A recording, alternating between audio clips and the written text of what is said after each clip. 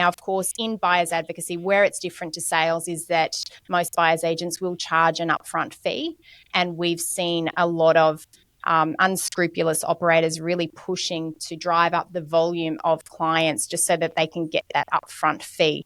And once the upfront fee is paid, and then they're ghosted as a consumer, and there's not much follow-up service. Now, that's very concerning for us as an industry body, because we certainly don't want consumers to have the perception that that is the role of a buyer's agent, to push for the client on board and then not deliver the service.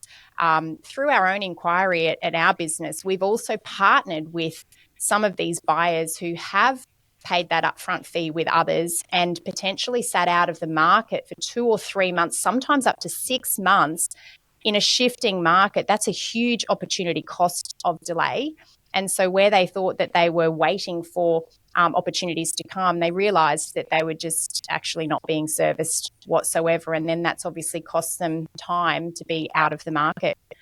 We've also received stories whereby consumers have purchased investment properties by buyer's agents, sight unseen. That means the buyer's agent themselves did not actually inspect the property, but they relied upon photos provided to them from the selling agent. Later, the same buyers found out that the property itself did not actually meet the minimum housing standards for the state in which that property was purchased. So those buyers were up for thousands of dollars. In this case, it was nearly $15,000 of maintenance and rectification works before that property was even rent ready.